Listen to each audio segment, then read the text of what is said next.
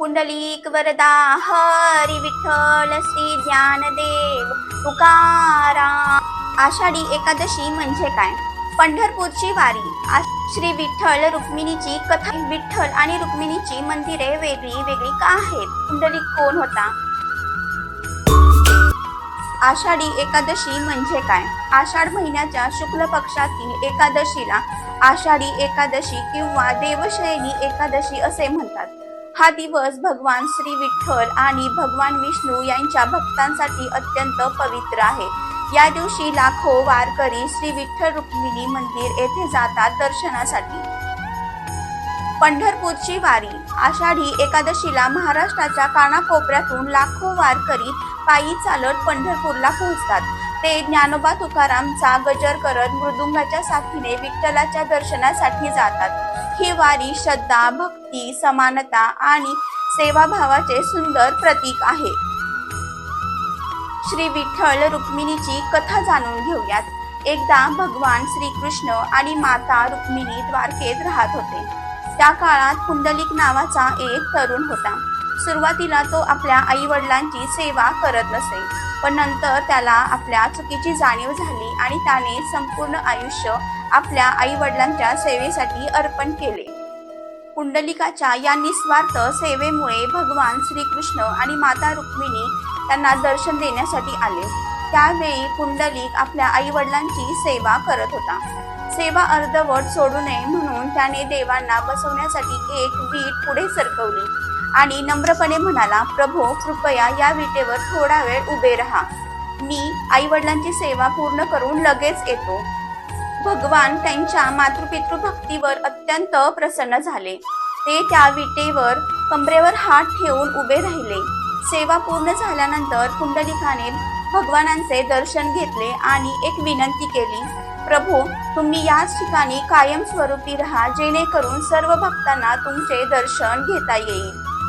मग भगवानांनी त्यांची विनंती मान्य केली। त्या दिवसापासून भगवान श्रीकृष्ण विठ्ठल किंवा पांडुरंग या नावाने पंढरपुरात विटेवर उभे आहेत। पंढरपूरमध्ये विठ्ठल आणि रुक्मिणीची मंदिरे वेगळी वेगळी का आहेत? एकदा भगवान श्रीकृष्ण आणि माता रुक्मिणी द्वारकेत सुखाने राहत होते। एका प्रसंगी ऋषी दुर्वासा यांनी श्रीकृष्ण आणि रुक्मिणी यांना आपल्या आश्रमात येण्याचे निमंत्रण दिले। त्यांनी एक अट घातली, तुम्ही दोघांनी रथात बसायचे नाही, रथ तुम्ही स्वतः ओढत माझ्याकडे यायचं आहे। श्रीकृष्ण आणि रुक्मिणी यांनी ती अट मान्य केली। उन्हामुळे आणि प्रवासामुळे रुक्मिणीला खूप तहान लागली होती। तिची अवस्था पाहून श्रीकृष्णांनी आपल्या चरणाच्या अंगठ्याने पृथ्वीवर प्रहार केला। तेथून पाण्याचा झरा वाहू लागला। रुक्मिणीने ते पाणी पिऊन आपली तहान भागवली, परंतु दुर्वासा ऋषींना वाटले की त्यांच्या परवानगीशिवाय पाणी पिण्यात आले। ते रागावले आणि त्यांना शाप दिला, तुम्ही दोघेही काही काळ एकमेकांपासून दूर राहाल। त्या शापामुळे माता रुक्मिणी पंढरपुरात वेगळ्या ठिकाणी राहू लागल्या। भगवान विठ्ठल त्यांना समजवण्यासाठी तेथे आले, पण रुक्मिणीने स्वतंत्र निवास स्वीकारला। या स्मरणार्थ आज श्री विठ्ठल रुक्मिणी मंदिर परिसरात भगवान विठ्ठल आणि माता रुक्मिणीची मंदिरे स्वतंत्र आहेत। पंढरपूरला येणारे भाविक दोन्ही मंदिराचे दर्शन घेतात आणि त्यानंतरच आपली यात्रा पूर्ण झाल्याचे मानतात। पुंडलिक वरदा हरी विठ्ठल श्री ज्ञानदेव तुकाराम। आपण पुंडलिकाची संपूर्ण माहिती जाणून घेणार आहोत। पुंडलिक कोण होता त्याची संपूर्ण कथा आपण जाणून घेऊयात। यामध्ये काशी यात्रा, कुकुटमणी, गंगा, यमुना, सरस्वती आणि विठ्ठल दर्शन याची आपण सविस्तर माहिती जाणून घेऊयात। पुंडलिक कसा होता? पूर्वी पुंडलिक हा आई वडिलांचा आदर न करणारा होता, उद्धट आणि स्वार्थी होता। तो आई वडिलांची अजिबात सेवा करत नव्हता, खूप कठोरपणे त्यांना वागणूक देत होता। एकदा त्याने काशी यात्रेला जाण्याचा निर्णय घेतला। आई वडिलांनाही सोबत नेले, पण त्याने त्यांना चालायला लावलं आणि स्वतः मात्र घोड्यावर बसला। रात्री प्रवासात तो एका ऋषींच्या आश्रमात थांबला। त्या ऋषींचे नाव कुकुटमुनी असे होते। पहाटे त्याने एक अद्भुत दृश्य पाहिले। 3 सुंदर स्त्रिया आश्रमात आल्या. त्यांनी आश्रम स्वच्छ केला, त्यांची सेवा केली आणि निघताना त्यांचे कपडे पुन्हा स्वच्छ व तेजस्वी झाले. पुंडलिकाला आश्चर्य वाटले. त्याने विचारले, तुम्ही कोण आहात? त्या म्हणाल्या, आम्ही गंगा, यमुना आणि सरस्वती आहोत. लोक आमच्यात स्नान करून आपली पापे धुतात, त्यामुळे आम्ही मलिन होतो. पण कुकुटमुनी आपल्या आई वडिलांची इतकी निस्वार्थ सेवा करतात की त्यांच्या सेवेमुळे आमचे पापही नाहीसे होते. हे ऐकताच पुंडलिकाला आपल्या चुकीची जाणीव झाली. तो काशीला न जाता ताबडतोब घरी परतला. त्याने आई वडिलांची मनापासून सेवा सुरू केली. त्यांचे पाय दाबणे, जेवण देणे, औषध देणे, तो पूर्णपणे सेवेत रमला. त्यांच्या या बदलामुळे भगवान श्रीकृष्ण त्यांना अत्यंत प्रसन्न झाले.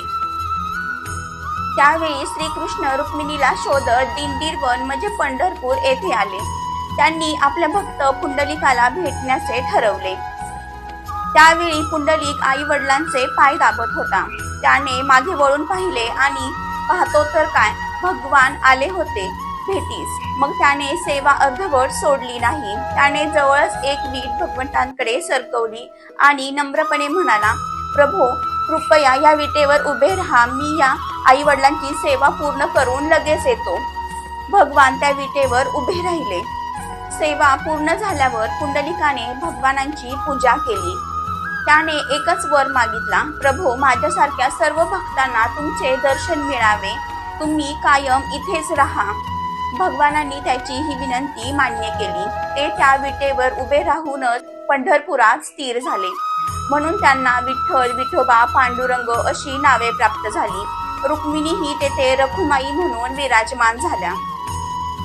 या कथेतून आपणास आई वडिलांची सेवा ही सर्वोच्च भक्ती आहे. खरी भक्ती म्हणजे नम्रता, प्रेम आणि कर्तव्य पालन आहे. देवाला मोठे मोठे यज्ञ किंवा संपत्तीपेक्षा शुद्ध मन आणि सेवा अधिक प्रिय असते. निस्वार्थ सेवेमुळे देव स्वतः भक्तांकडे येतो. म्हणूनच वारकरी आजही भावपूर्वक म्हणतात, पुंडलिक वरदा हरी विठ्ठल श्री ज्ञानदेव तुकाराम. तर ही होती पंढरपुरात विठ्ठल रखुमाई कसे आले आणि भक्त पुंडलिकाच्या अखंड पितृसेवेची पवित्र कथा. या कथेचा संदेश आपल्याला शिकवतो की देवापर्यंत पोहोचण्याचा सर्वात सुंदर मार्ग म्हणजे आई वडिलांची सेवा, नम्रता आणि निस्वार्थ भक्ती. जिथे प्रेम, सेवा आणि श्रद्धा असते तिथे स्वतः भगवान विठ्ठल भगवंताच्या भेटीस येतो. तुम्हाला ही कथा आवडली असेल तर व्हिडिओला लाईक करा, शेअर करा आणि अशाच भक्तिमय कथा ऐकण्यासाठी आमच्या चॅनलला सबस्क्राईब करायला विसरू नका. शेवटी सर्वांनी एकदा प्रेमाने म्हणा, पुंडलिक वरदा हरी विठ्ठल श्री ज्ञानदेव तुकाराम. पांडुरंग हरी, विठ्ठल हरी, रामकृष्ण हरी.